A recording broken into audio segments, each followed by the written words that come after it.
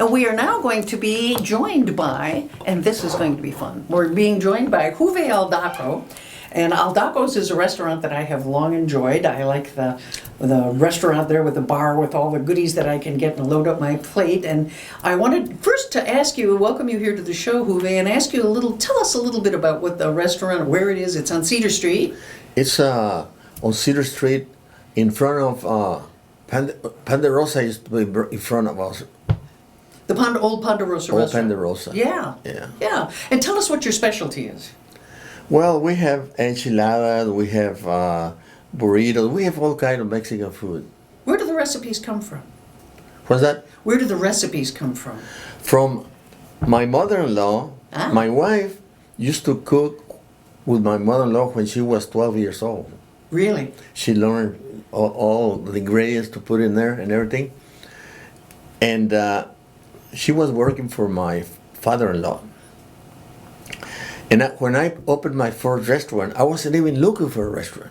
What happened is that I was running the race station from St. John's, and I went to that restaurant at the A&W. Oh, A&W, yeah. On Grand River High Street. Yeah. And I asked the guy if he wants to advertise. He told me, no, I'm losing money here. If you want to, I'll let you have it. And I was just retired from GM. Wow. And I didn't say nothing. 2 weeks later, I was home watching TV, and I said, I think it'd be a good idea if I get that restaurant. You know, but I didn't tell my wife. I didn't tell my wife. And then I went over there, and he told me, you give me $5,000 right now, you open tomorrow. Whoa. He told me that, you know. I said, man. And I said, What year was this? it was 1995. 1995. Yeah. And then I said, well, I might as well get it. Then I went and told my wife and my son Danny, the one that worked for the state, hey, you know what? I got a restaurant.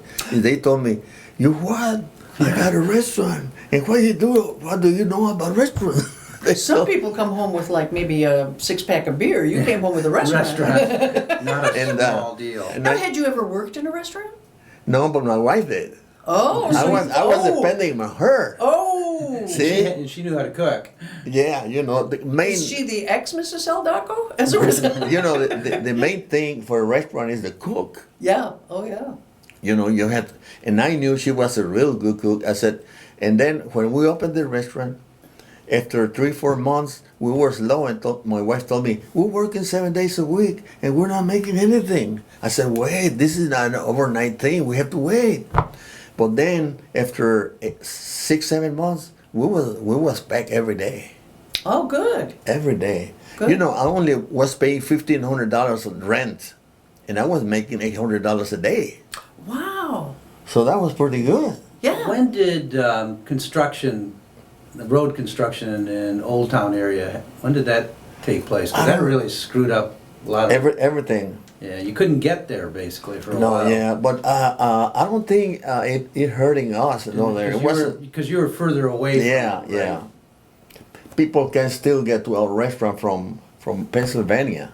Right, that's right. They could turn left off Pennsylvania. What was the other Mexican restaurant down there? Torres Taco House.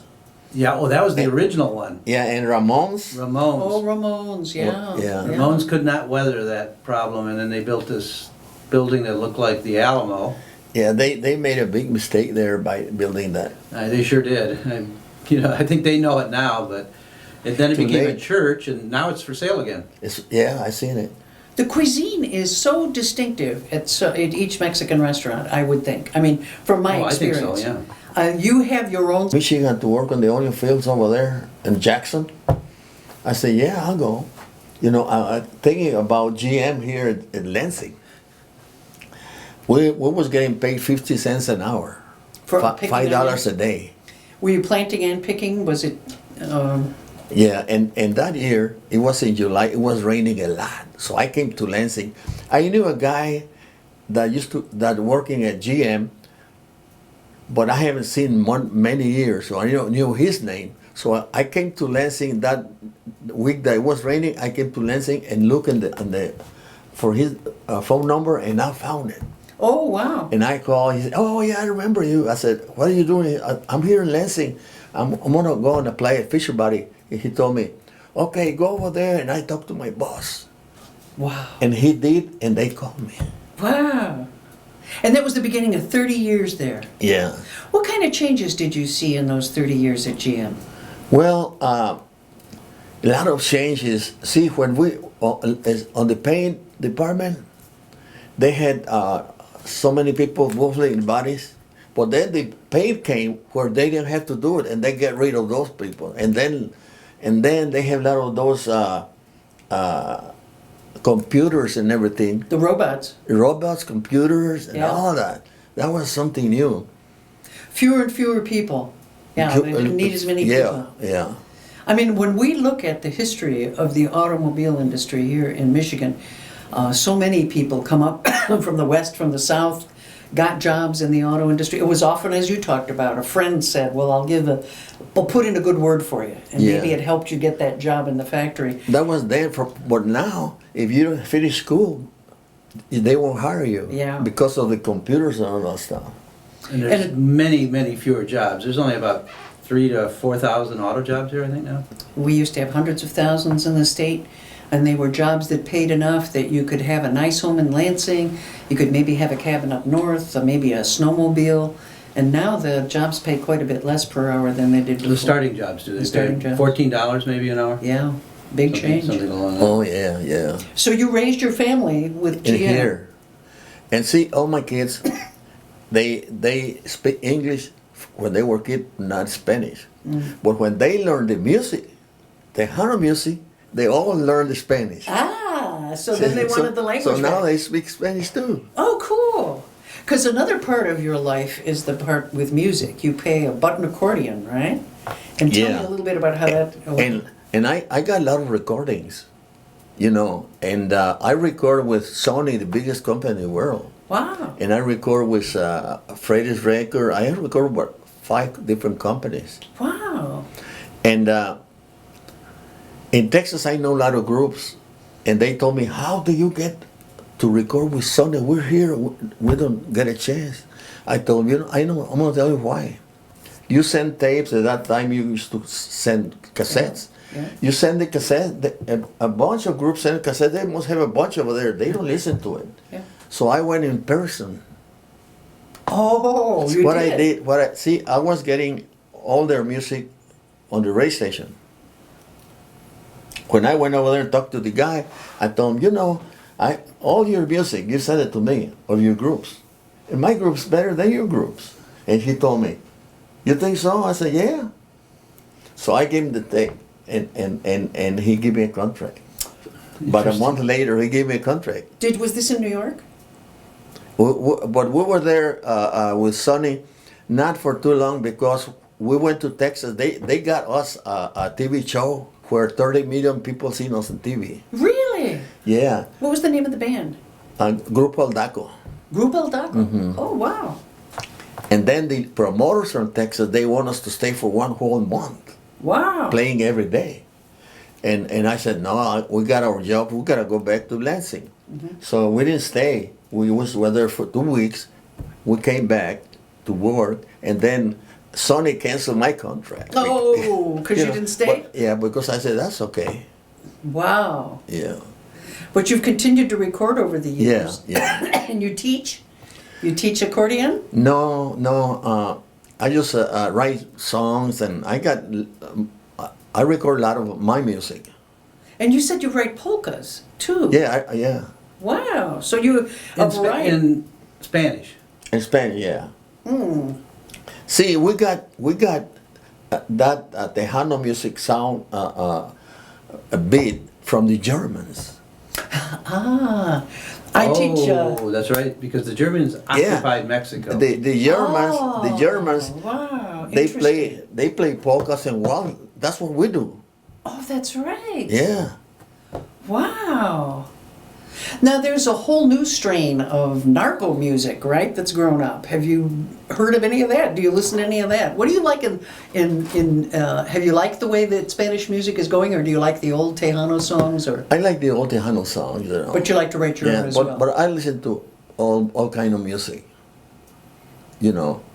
Like in Mexico, they play different. Mm-hmm. It's different music. It's nice, good music too. How is Tejano different than mariachi? Well, the mariachi, it got trumpets and trumpets, Violins. violins, yeah, Or fiddle. Or and Tejano music have accordion and keyboard. Okay. Now, do you play still and have some of the dances where people come in and dance? Yeah, we used to do that a lot. Why is it that the dances have disappeared?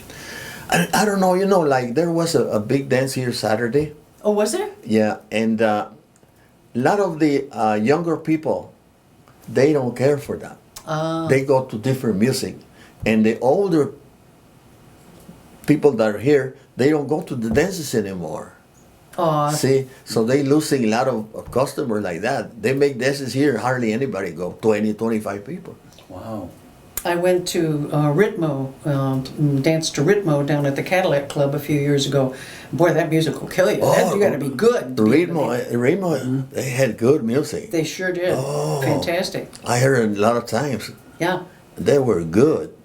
Now, you had a radio show, too, up in St. John's. In St. You played John- music there? Yeah, we play Tejano music. We play mostly Tejano music. Wow. Now, what is Tejano music? What are the themes? Is it about lost love or Yeah, love I mean, and typical yeah, music?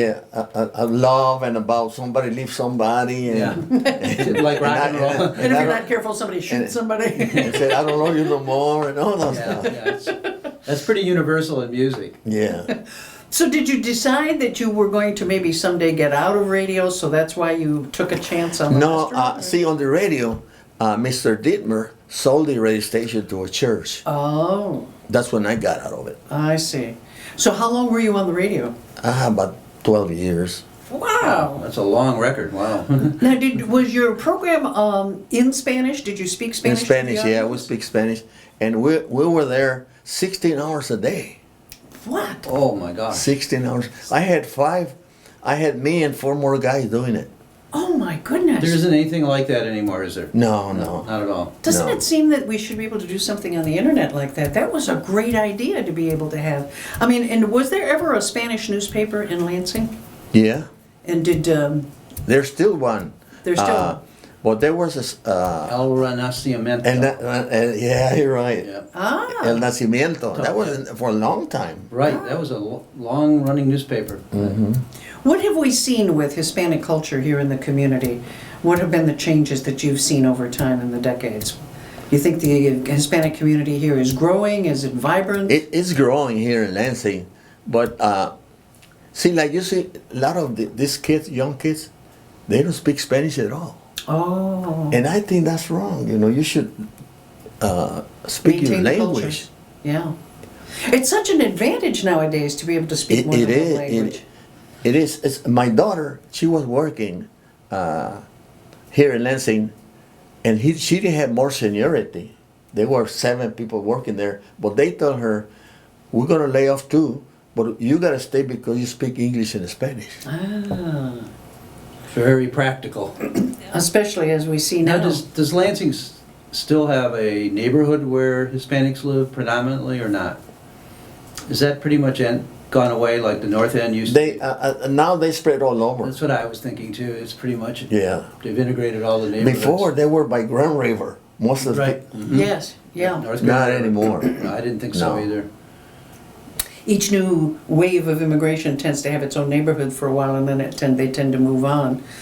We've been seeing an awful lot of news in the last few days about Donald Trump's idea about immigration. I wondered if heard you- about that too. He's now talking about trying to deport at least 11 million people who might be here undocumented workers. yeah. 11 million people. The cost estimate that I heard on that today was somewhere between 100 and 600 billion dollars to even begin to do that. I mean, it But- seems to me that he can't be serious. But here's the thing. If they deport all those people, they're the ones that work on the fields. Yeah. Mostly. Yeah. Who's Especially here going in to work if they take It does make you wonder. I would assume that Donald Trump is not really very. I mean, you're going to be putting up big Trump for president posters at Yeah, I know. Aldaco's, I wouldn't. So is that an issue here in the community about worrying about what's happening? No, with but the a DREAM lot Act? of people, they think that he's gonna fade out Yeah, pretty soon. You know, they don't think he's gonna last. because he would end the DREAM program, you know, for dreamers to be able to stay here. He wants to also change if you have a child here in this country, no matter what country you come from, if the baby is born here, they're automatically a citizen. He wants to see that ended. That would take a constitutional amendment. I think this is the kind of thing that is used to sort of whip up a frenzy among people who worry about these things, but they know that it'll never happen. But I think it creates tensions, doesn't it? Yeah. And a lot of people, they're mad about what he's saying, you know. I think didn't people in your community feel insulted by some of the things? Yeah, some of them do. I didn't think that people would be able to get away with saying things like that in a public forum. He's one of the few people that can. I guess when you're a multi-billionaire. He doesn't seem to care who he And offends. see another thing too. In America, you can say whatever you want to. You was in a country like Venezuela, all those things, they put you in jail. Yeah, Right. Yeah. They Right. round you up. yeah. Yes. Yeah. You don't fool around. Well, this idea that illegal immigration is mostly people from Mexico is no longer true because so many of the Central and South American countries are having economic problems. So people from all of those countries are moving up here into the United States. Do you feel the community has had a good reception here in Lansing, that Lansing has been friendly and welcoming to Hispanics over the years? Yeah, Has I it think so, changed? yeah. When you first came up here, was it the same? There were not too many here when I came here. Ah, There were not too many. You know, the first Hispanics came to Lansing to work in the sugar beet fields and factory. oh We used to have really? a sugar beet plant here. Yeah. We don't And even in- grow sugar beets around And here by anymore. Saginaw too. Yep, in Saginaw. Saginaw It was Bay owned by City. the same, Wausau was owned by the same person. Ah. But we did have sugar beet fields around here. I I remember. don't know anywhere around here grows sugar beets anymore except Saginaw Bay City area. Right, that's where they all are And the located. Thumb, Yeah, right. up in Caro, Yeah. in that area. But I remember looking at pictures from the Ruther Library and seeing how many Hispanic workers had been there in Detroit early on too, into some of the auto plants. And I guess that was a surprise to me because we hear so much about how, you know, blacks migrated from the South to come up here, but apparently a lot of Hispanics also came up from the West up Yeah. there into the auto plants. Yeah. Did you enjoy your time at GM? What kinds of Yeah, things did you get to I do? like it there because when I was working on the fields, I was working harder. Oh, yeah. And in here, I'm making more money, and it wasn't hard at all. It was easy. Stoop labor, out in the sun. Was that the era in which kids worked alongside their family members? Yeah. That was a different era, wasn't it? And then Now they can't do it no more. No, and they See- lived in terrible shelters. migrant camps. Yeah. We now see that, I mean, I've been over to some of those on the western side of the state. There's concern now that some of them have sort of been backsliding, that where there was the Harvest of Shame that was done, the big documentary in the 50s that exposed some of the problems with migrant labor picking our food in this country. But we're seeing a lot of those problems continue. Morgan Spurlock did something on CNN recently. There have been some recent exposés that the life of migrant farm workers is not very pleasant anymore. No.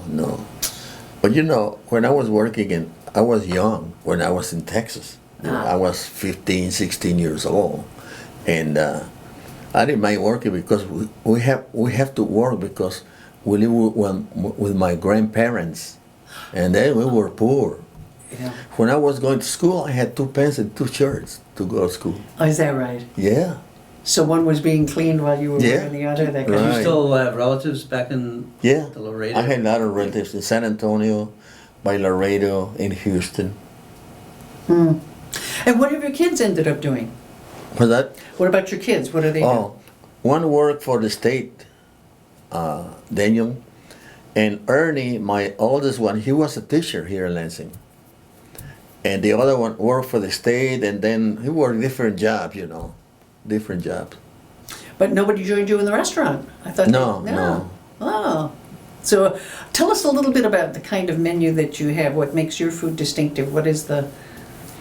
See, we have a lot of different. We have like the enchiladas, and we have menudo. We sell a lot of that. Menudo. Ah. We sell a lot of that. Tell us what menudo is, because some people won't know. It's a tripe. Tripe, right? Yes. Yeah, And you know, Indians from Mount Pleasant, they come every Sunday and all they eat is menudo. Ah, And they're the big shots from over there. They told me one time if I want to open a restaurant over there with them. Yeah, I said no. I said, no. But and you know that menudo, they used to give away free. they could hardly get rid of it, couldn't they? Yeah. You should go to Now- a slaughterhouse, you could get any kind of innard for like nothing or free. Yeah, It was and now awful. OFFAL. Yeah, oh yeah, it was awful too, Yeah. some of it. Yeah. now it costs over $4 a pound. Oh, really? wow. Oh, wow, that's amazing. Yeah. When I was a little kid, my grandfather would take us to the slaughterhouse every Saturday to buy meat, and he'd always come home with a lot of liver because it was free. See, yeah. Yeah. Now, see, Now they sell everything. Yeah, liver's probably $8 a pound. different nationalities have different specialties, and I hate to tell you what mine was. My Lithuanian grandmother used to go down there, and she would have them drain a duck for her for duck blood Duck soup. soup. Oh God, I don't want a soup that clots. You know, there's something wrong with that. So I mean, but they're delicacies in different Yeah, yeah. for different people and different cuisines. But that's not the kind of thing that you're going to see at Taco Bell, is it? No, you know my grandson, he likes to go to Taco Bell. Does he really? You know, Oh. and I took one day over there, me and my wife, and some people told me, "What are you doing here? You got your own restaurant." I said, "My grandson wants to go," and I like it. I eat there too. Yeah, he gets caught up probably in the advertising on TV. It's pretty clever. That's pretty funny. Yeah, I'm not sure that I would. You're very tolerant. I wouldn't like. There are some of these new cantina type, Tres Amigos type restaurants. They seem to have their own kind of niche. They have their own kind of chips. I mean, everybody Yeah. has their own chip recipe. Yeah. Ooh, chip recipes are a big deal, aren't they? Oh yeah. And then I like to make my own at home, and I'm found over the years that I have switched, and now I'll even put little lime wedges and the Fresca cheese, that kind of queso fresco, that kind of thing. So I mean, the recipes do change a bit over time. Yeah. We had the food truck down there too, El Oasis. I think they've introduced Mexican food to a lot of people in the community that might not have gone to Mexican restaurants before. And that's that longevity. We're seeing quite an for- explosion, really, Of aren't food we? trucks, right? Have you ever thought of a food truck? No. They're probably more expensive to operate than a restaurant. Actually, my 2 books on the food truck came in today, Bill. I've been Okay. looking. This is my future. I'm thinking about a food truck. And actually, it's because the expense of a fixed restaurant is a lot more. Yeah. It is cheaper. Except in New York See- City. Yeah, well. See, my son Danny wants to open a restaurant, the one that works for the state. Oh, yeah? And he went to look for one restaurant, but it didn't have drive-through, and that's where you make your money. Oh, Drive-through? Really? Drive-through. Yeah. See, there's not one place in Lansing early in the morning where they make burritos. Like when you go to work, you stop and A breakfast burrito. yeah, El Sombrero used to have it, Oh, yeah, that's right. Oh. and my son was thinking every morning early make a lot of burritos, different kinds, so they can sell it. You come stop, buy it, take off, buy it. Yeah. That's That's a perfect finger kind of food. Just wrap it up in the paper, and that's one of the challenges with fast food.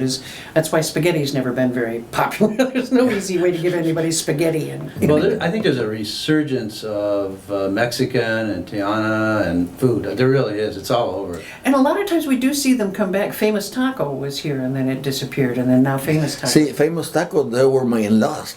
Oh, they were. Yeah. Oh, so this is a family. Ah. That's why some people, like we do the hot pepper, Oh yeah. tomato. They tell me, hey, this tastes like Famous Taco. I said, yeah, we're relatives. We're the same family. So you share a few recipes. Oh God. Now, I just read an article recently too about the pepper business because of the explosion of Mexican food is huge now. Growing peppers, it's a big, big deal. You know, I was listening to WKR one time.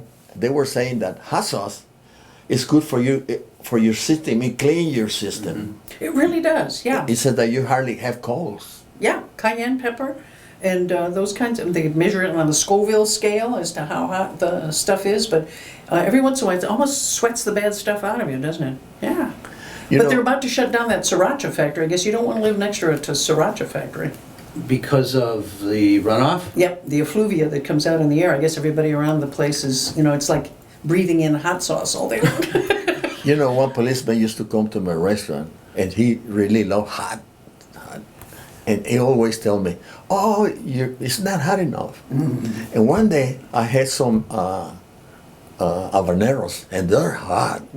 So I went to mix the habaneros with it, and I brought him one. He was sweating all over. Oh yeah, I've seen that. That's happened to me. Yeah, there are peppers that are not really edible. Oh, those are hot. Yeah, you can burn your hands. Yeah. So you offer a wide variety of food at your restaurant, and you're open for breakfast, lunch, and dinner Yeah. at any time of the day? We have a buffet. Yes. The buffet I love. My sister and I came there. I mean, it's very dangerous though, because I noticed that Mexican food is the one food that goes immediately to my hips. You know, on Sundays we have menudo, all you can eat, tamales, mole, and all that stuff. And Mole, we had mole. ah. And we had a lot of people on Made with Sundays. chocolate? Yeah, a little bit of A chocolate. little bit of Yeah, chocolate? yeah. Yeah, because that's, I spent some time in Saltillo, Mexico, and Querétaro, Mexico. Oh. Spent a summer there, and many decades ago, 40 years ago, and boy, the food was just fantastic. And it's just, once you get a taste for that food, there's nothing like it. See, like I go in the mornings and eat breakfast, and we have homemade tortillas. We make them right there. Oh. And I eat 3 or 4. Look at me now. Slimming down. Now, what time do you have to get in the morning? Well, see, we open at 9 o'clock. And like Friday, Saturday, Sunday. Friday, Saturday we open at 8 o'clock. What we'll have to do, is we're going to have to get Juve back, and we're going to have him bring his button accordion. Oh, absolutely. I mean, I'm just really sorry that we didn't get you to bring a CD with you now so that we could use it to play out, you know? I mean, that was the kind of music that I just love. So are there places that you're going to be playing in the near future where people can see you? Not right now. No? Not right now, because right now, my son, they used to play, but they quit for a year because they got tired of it. They work and then play music. And so they used to go to like Fort Wayne, Indiana, South Bend, and you come in the morning, and that was kind of rough. Well, thank you very much to Juve Aldaco, and we'll be back soon on Monday night, next Monday night, 7 o'clock. This is LCC Radio, WLNZ 89.